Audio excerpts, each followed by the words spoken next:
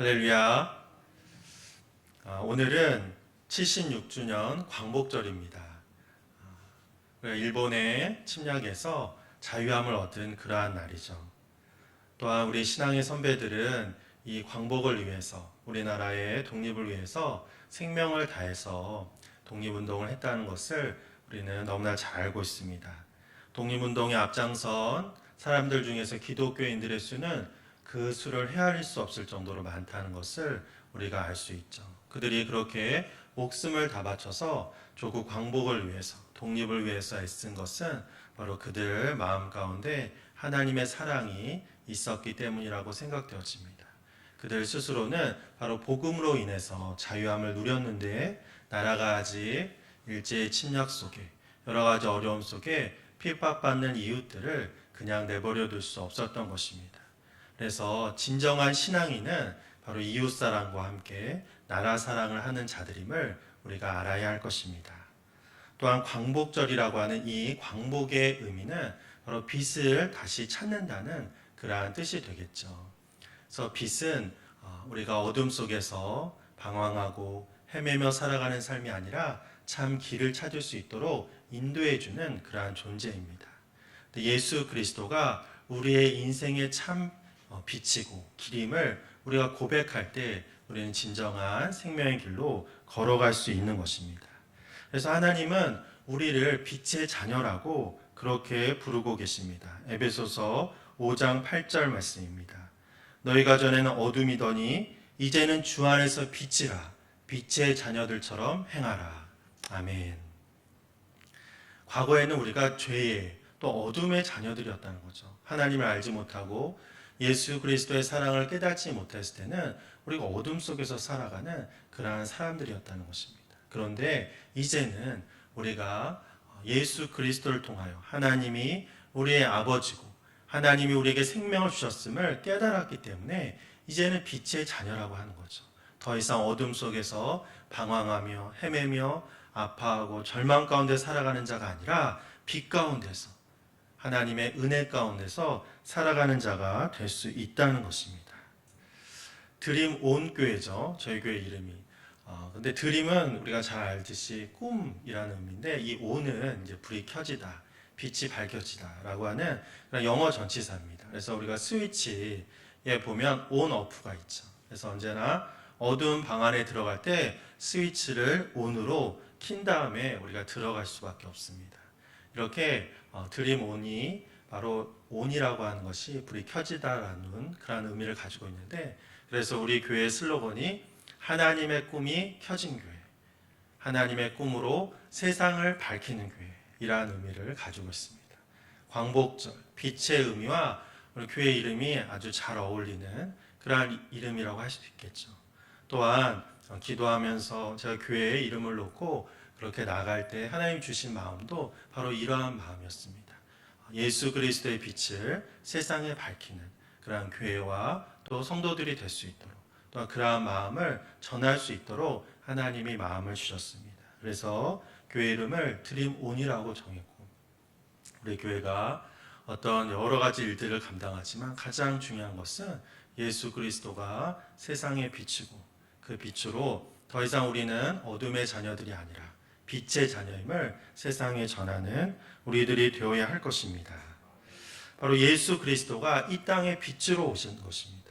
그리고 그 은혜로 우리가 죄에서 벗어나서 참 생명을 얻을 수 있었던 것이죠. 이것이 복음이고 기쁜 소식입니다. 복음이라고 하는 것은 기쁜 소식이라는 거죠. 예수 그리스도가 우리의 죄를 다시 대속해 주셨고 우리를 살려 주셨다는 것을 우리가 기쁨으로 받아들일 수 있어야 합니다. 그런데 삶을 살아가면서 우리가 고백할 수밖에 없지만 예수 그리스도의 그 복음의 소식을 듣고도 그 기쁨이 영원하지 않은 것을 고백하게 된다는 거죠. 날마다 그 기쁨 속에, 감사함 속에, 은혜 속에 살아가야 되는데 왜 우리는 그 기쁨을 누리지 못하고 그 기쁨을 금방 잃어버립니까? 바로 우리가 과거의 모습으로 다시 돌아가는 우리 인간의 죄성이 다시 드러나기 때문이라고 이야기하는 것이죠. 그래서 우리가 이미 빛의 자녀이고 빛의 주님의 백성으로 살아가는데 우리가 빛의 자녀임을 망각하게 하는 것이 악한 세력의 유혹이라고 하는 것입니다. 그래서 이미 빛 가운데, 소망 가운데, 기쁨 가운데 있는데 우리의 눈을 막고 귀를 막고 우리가 더 이상 주님의 은혜 속에 살지 못하도록 하는 것입니다. 그런데 이 모든 것이 바로 우리의 죄성, 죄 때문에로 인한 것이라는 것을 우리가 알아야 하는 것이죠. 많은 사람들은 착하게 살면, 선하게 살면 구원받을 수 있다라고 생각합니다. 이것은 행위에 의한 그러한 구원을 이야기하는 것입니다. 그런데 우리가 착하게 산다고 해서, 선하게 산다고 해서 하나님의 의로움에 이를 수 없다는 것입니다. 왜냐하면 우리의 죄, 우리의 그러한 죄값은 하나님에 의해 이르렀을 때만 그 죄가 깨끗이 씻음을 받을 수 있기 때문입니다. 그런데 우리가 아무리 착한 일을 많이 한다고 할지라도 하나님의 의로움에 이룰 수 없기 때문에 우리의 착함으로, 우리의 선함으로는 구원을 받을 수 없는 겁니다. 그래서 우리의 행위로는 구원을 받을 수가 없다는 거죠. 그래서 예수님이 바로 이러한 인간의 죄성을 끊으시고 대속하기 위해서 이 땅에 오신 것입니다. 그래서 예수님은 하나님과 인간의 끊어진 이 관계를 이어주는 다리 역할을 하시는 분이라는 거죠. 그래서 예수님을 통해서만 우리가 빛의 자녀로, 또한 대속해 주신 그 은혜 가운데 새 생명으로 살아갈 수 있다는 것입니다. 그래서 우리가 해야 할 일, 우리가 구원을 받기 위해서 해야 될 일은 어떤 일이 아니라 바로 오늘 말씀에서도 이야기하듯이 오직 믿음으로 우리는 구원에 이를 수 있는 것입니다. 예수님에 대한 믿음, 예수님이 나를 살려주셨고 새 생명을 주셨다는 믿음을 간직했을 때 우리는 이 기쁨 가운데, 또한 구원의 확신 가운데 더 이상 어둠 속에서 방황하며 살아가지 않고 새 생명의 기쁨 속에서 빛 가운데 살아갈 수 있는 것입니다.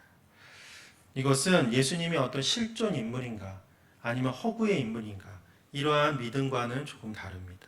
또 예수님이 행하신 기적을 믿는 것과 또 다른 문제입니다. 근본적으로 예수님이 내 죄를 사해 주셨다는 그러한 믿음이 있을 때 다른 믿음은 자연스럽게 하나님께서 우리에게 허락해 주신다는 것입니다. 왜냐하면 죄의 문제가 해결돼야지만 우리가 진정으로 주님의 자녀로, 또한 예수 그리스도가 빛으로 오셨다는 것을 기쁨 가운데 살아갈 수 있기 때문인 것입니다. 그래서 우리가 이 기쁨을 회복한다면 복음으로 살아가는 자, 예수 그리스도가 이 땅에 오셨음이 매일 내 삶 속에서 능력으로, 새 소망으로 살아가는 자가 될 수 있다는 것입니다. 처음 이 복음을 기쁨으로 받아들일 수 있을 때, 내가 정말 죄 가운데 그동안은 억눌림과 정말 자유함을 누리지 못하고 살아가는데 주님이 나를 위해서 십자가를 지시고 새 생명을 주셨다는 기쁨을 깨달을 때 우리는 정말 무엇으로 표현할 수 없는 그 기쁨 가운데, 감사함 가운데 살아가게 됩니다. 이 감격은 그 무엇으로도 바꿀 수 없는 그러한 감격이라고 할 수 있는 것이죠. 그리고 이 기쁨은, 이 감격은 바로 하나님께서 우리에게 선물로 구원을 주셨기 때문인 것입니다. 우리가 자녀가 꼭 어떤 일을 잘해야지만, 학교에서 1등을 해야지만 선물을 주는 것은 아니죠. 자녀가 비록 부족하고 연약한다고 할지라도 자녀이기 때문에 바로 그 자녀인 그 자체로 우리가 자녀에게 선물을 주고 우리가 자녀를 기쁨으로 양육하며 나가는 것입니다. 우리가 무엇을 해야지만 구원을 받을 수 있다라고 하는 생각은 우리가 하나님의 자녀임을 인식하지 못하기 때문인 거죠. 너희는 세상의 빛이다, 빛의 자녀이다 라고 말씀하셨음에도 불구하고 내가 하나님의 자녀임을 내 스스로 받아들이지 못하기 때문에 우리는 자꾸 무언가를 하려고, 무언가 노력하고 애씀으로 살아가고자 한다는 것입니다. 6.25 때 한 소녀가 있었습니다. 이제 부모님이 이 집이 너무나 어려워서 이 아이를 기차역에서 기차를 태워서 서울로 보냈습니다. 그리고 엄마가 금방 찾으러 간다라고 했는데 그 찾으러 간다라고 하는 엄마는 끝내 오지 않았습니다. 5살 난 소녀는 고아로서 그렇게 살아가는 거죠. 6.25가 막 지난 상황이었기 때문에 정말 우리나라는 너무나 어렵고 또 전쟁 고아가 너무나 많은 그러한 시기였습니다. 고아로서 혼자 살아가는 인생은 너무나 힘들고 고달픈 그러한 인생이었고 안 해본 일이 없고 또 안 지은 죄가 없을 정도로 인생의 정말 바닥을 살아가는 그러한 인생이었다고 합니다. 그런데 이 소녀가 이제 중학생 정도의 나이가 되었을 때 선교사님이 이 소녀를 양녀로 받아들이게 된 겁니다. 그래서 선교사님은 외국 사람이었고 독일 사람이었고 그래서 양녀로 받아들여서 이제 딸로서 그렇게 키우게 됩니다. 그런데 이 소녀가 집에 가보니까 방이 너무나 큰 거예요. 자기가 그동안 여러 사람과 함께 살았던 방보다도 크고 정말 너무나 커서 어떻게 해야 될지 모르는 그러한 기쁨이 있었습니다. 그리고 매일 어머니가 너무나 맛있는 음식을 주고 또 그토록 가고 싶었던 학교에 가게 되었습니다. 너무나 행복하고 감사한 시간이었다는 거죠. 그런데 어느 정도 시간이 지났을 때 이 소녀가 불안해지는 겁니다. 이 행복이 계속될 수 있을까? 내가 이 집에 양녀로 왔는데 혹시 내가 무언가를 잘못하면 내가 내처짐을 당하지 않을까? 나를 낳아주신 어머니도 나를 버렸는데 선교사님도 나를 혹시 버리지 않을까? 이러한 정말 그런 걱정과 염려 속에 하루하루를 그러한 어려움 속에 살아가게 되는 겁니다. 그래서 밥도 잘 먹지 못하고 학교에서도 공부도 잘 하지 못하고 언제나 슬픈 표정으로 그렇게 살아가는 겁니다. 하루는 선교사님이 이 딸을 불러서 이야기를 합니다. 어려운 일이 있냐? 슬픈 일이 있냐? 그럴 때 바로 이 소녀가 이야기를 하게 되죠. 저를 낳아주신 어머니도 나를 버렸는데 혹시 선교사님 내가 무엇을 잘못하면 나를 버리지 않을까? 이러한 걱정 속에 살아간다고. 그래서 내가 설거지도 하고 일도 하고 열심히 무언가를 해야 되는데 그렇게 하지 못했을 때 혹시 내가 내처짐을 당하게 되지 않을까? 이러한 걱정 속에 있다라고 이야기합니다. 그럴 때 선교사님은 분명하게 그 소녀에게 이야기하죠. 너는 내 딸이다. 너가 어떠한 일을 할지라도 바로 내 딸임은 변화되지 않는다라고 그렇게 말씀합니다. 우리가 주님의 백성으로 주님의 자녀로 이렇게 새 생명을 얻게 되었는데 우리는 어둠 속에서 그렇게 방황하며 살고 있다는 것이죠. 주님께서 그 기쁨을 우리에게 허락해 주셨는데 그것을 깨닫지 못하고 살아가는 것이 바로 죄의 본성 속에 어려움을 당하며 헤매며 살아가는 인생이라고 하는 것입니다. 그래서 우리는 무언가를 해야지만 내가 착한 일을 하고 정의로운 일을 하고 선한 일을 해야지만 구원을 받을 수 있다라고 하는 죄의 본성 속에 살아가고 있다고 하는 것입니다. 하지만 주님은 우리에게 분명히 말씀합니다. 우리는 빛의 자녀이며 너희가 믿기만 하면 진정한 주님의 백성으로 참된 주님의 자녀로 살아갈 수 있다라고 말씀합니다. 로마서 1장 16절과 17절 말씀입니다. 이 복음은 모든 믿는 자에게 구원을 주시는 하나님의 능력이 됩니다. 복음에는 하나님의 의가 나타나서 믿음으로 믿음에 이르게 하나니 오직 의인은 믿음으로 말미암아 살리라.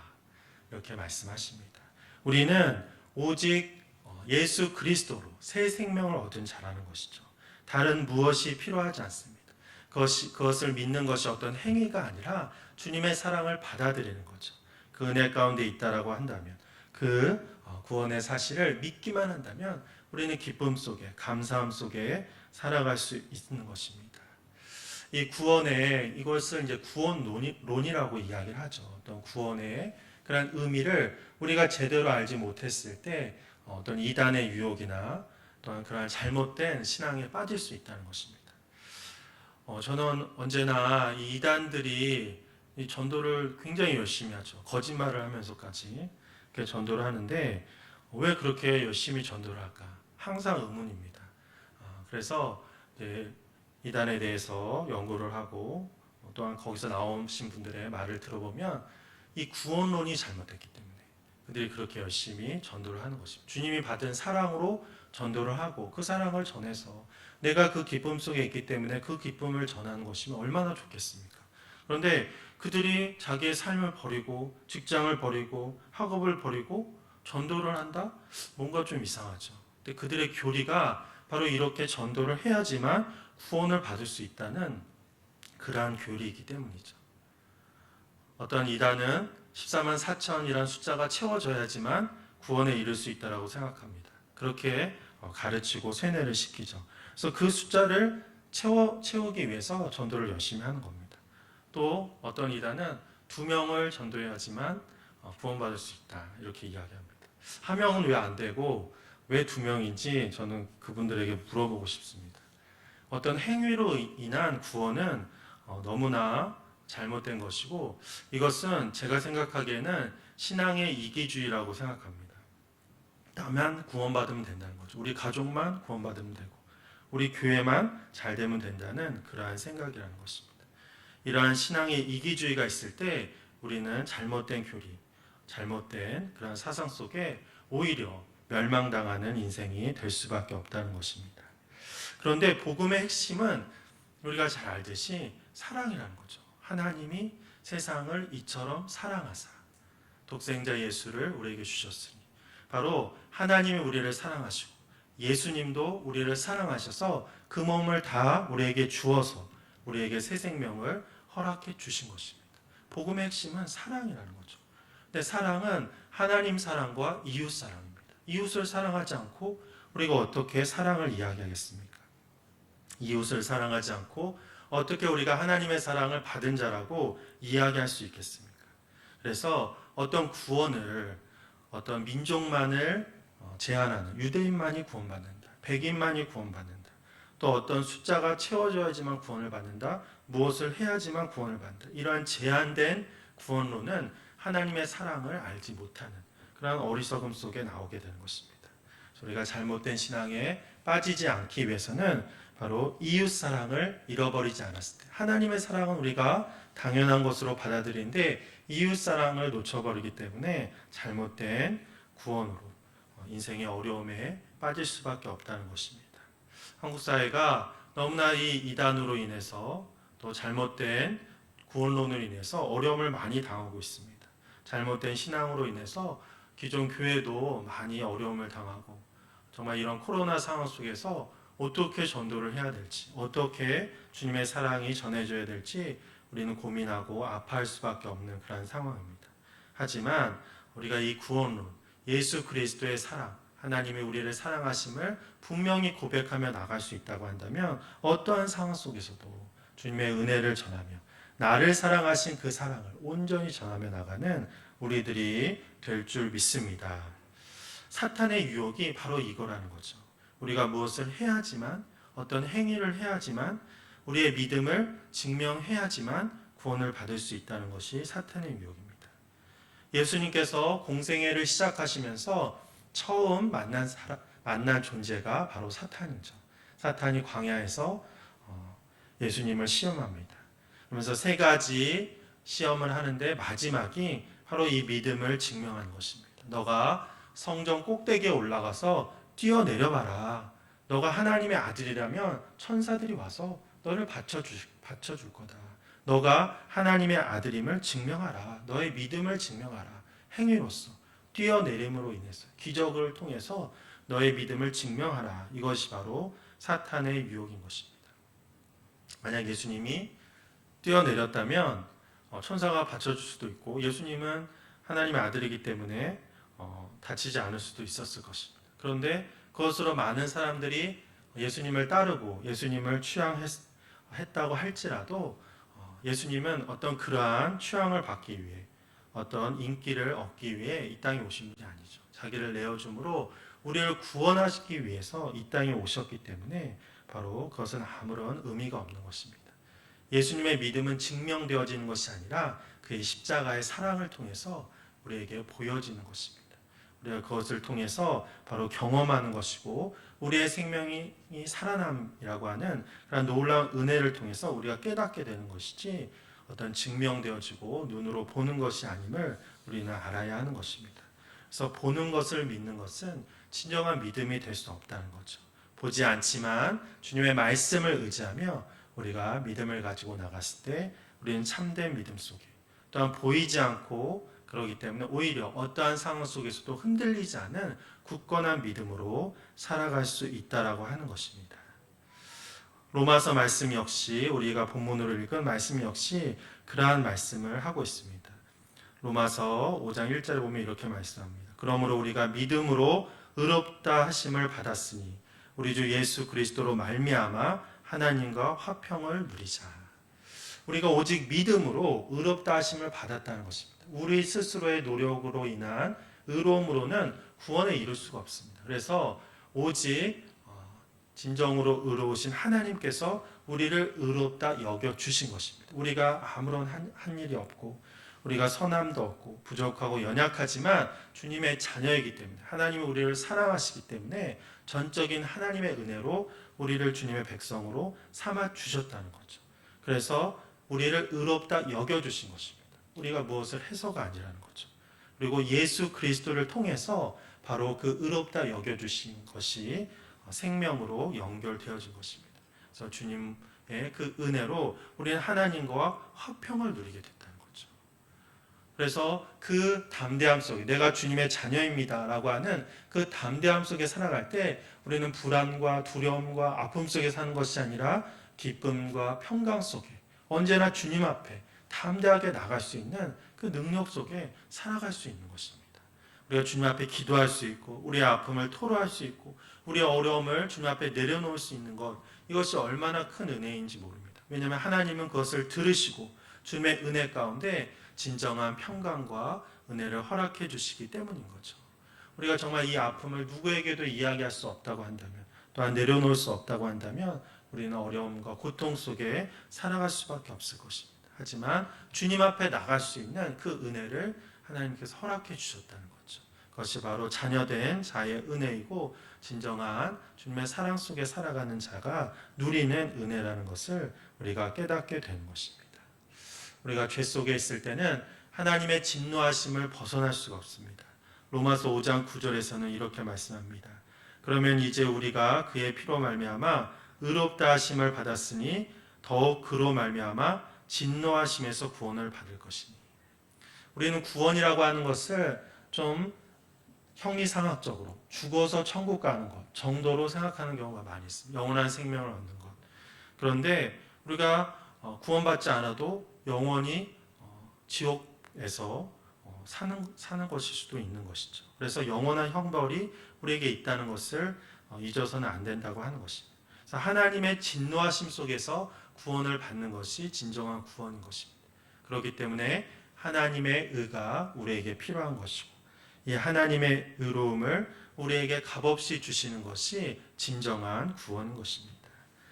그래서 우리가 이 사랑을 깨닫게 되었을 때 내가 죄인이지만 우리 모두가 죄인이지만 하나님께서 나를 살려주셨다는 것을 고백하며 나갈 때 우리는 이 기쁨 속에 살아가는 자가 될 수 있는 것입니다.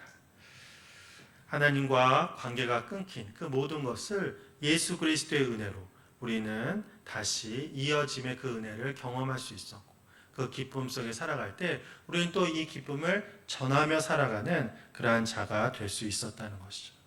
사도 바울은 로마서를 통해서 무엇을 이야기하냐면 바로 믿는 자들이 이 복음의 능력 속에 하루하루를 살아야 된다는 것을 이야기하고 있는 것입니다. 우리가 복음을 이론적으로만 또 나만 구원을 받는 그러한 기쁨으로만 생각했을 때 이 복음은 매일의 어려움을 매일의 시험을 이겨낼 수 있는 능력이 될 수 없다는 것입니다. 하지만 하나님의 사랑을 깨닫고 하나님의 의로움으로 내가 매일 살아간다는 것을 고백할 수 있을 때 우리는 매일매일 복음으로 살아가는 어려움을 능히 이길 수 있는 참된 능력으로 살아가는 주님의 백성이 될 수 있다는 것입니다. 이 기쁨이 우리 가운데 있고 이 평강이 우리 가운데 있습니다. 그렇기 때문에 어떤 어려움과 고난이 있어도 우리는 하나님 한 분으로 만족하는 자가 될 수 있다는 것이죠. 교회를 개척하면서 많은 분들이 기도해 주시고 또 전화해 주셔서 가끔 어떤 분들은 이제 어려운 것이 없냐고 필요한 거 있으면 말씀하라고 그렇게 이제 이야기를 하십니다. 필요한 거는 많을 수 있지만 사실 이렇게 딱 생각나는 것이 없습니다. 왜냐하면 하나님이 채워주시고 매일 은혜를 부어주심을 경험하기 때문에 딱 무엇이 필요하다라고 이야기하기가 좀 멋쩍더라고요. 왜냐하면 하나님이 다 모든 것을 해결해 주심을 날마다 경험할 수 있기 때문인 것입니다. 매일 뭔가 부족하고 매일 뭔가 필요하고 매일 뭔가 갈급한 그런 삶. 물론 하나님은 주님을 만나게 하기 위해서 주님을 찾게 하기 위해서 우리에게 갈급한 삶을 허락하실 때도 있습니다. 하지만 이미 하나님의 자녀가 되었는데 하나님의 놀라운 은혜를 폭포수와 같이 허락하여 주셨는데 그것을 깨달을 수 있다면 우리는 부족하고 갈급한 삶이 아니라 만족하고 늘 기쁨 속에 살아가는 그러한 삶이 될 줄 믿습니다. 코로나19의 상황은 너무나 어려운 상황입니다. 경제적으로도 또 신앙적으로도 우리가 주님 앞에 정말 자유롭게 예배드리기도 어려운 그러한 상황이 코로나19의 상황이죠. 사람 만나기도 어려운, 우리의 아픔을 이야기할 친구를 만나는 것도 어려운 그러한 상황 속에 살고 있습니다. 이러한 상황이 우리에게 있을 것이라고 누가 생각했습니까? 하지만 이 믿음, 우리가 하나님의 사랑을 고백하는 이 믿음이 분명하다고 한다면 우리는 이러한 상황 속에서도 어려운 상황 속에서도 더욱더 담대하게 하나님 앞에 나갈 수 있을 것입니다. 우리를 의롭다 여겨주시는 그 은혜 가운데 그 사랑 가운데 우리는 기쁨으로 복음의 능력을 누리며 살아가는 자가 될 수 있다는 것입니다. 이 기쁨 가운데 우리가 주님 만나는 그날까지 놀라운 은혜를 전하며 누리며 살아가시는 주님의 백성이 되시기를 주님의 이름으로 간절히 축원합니다.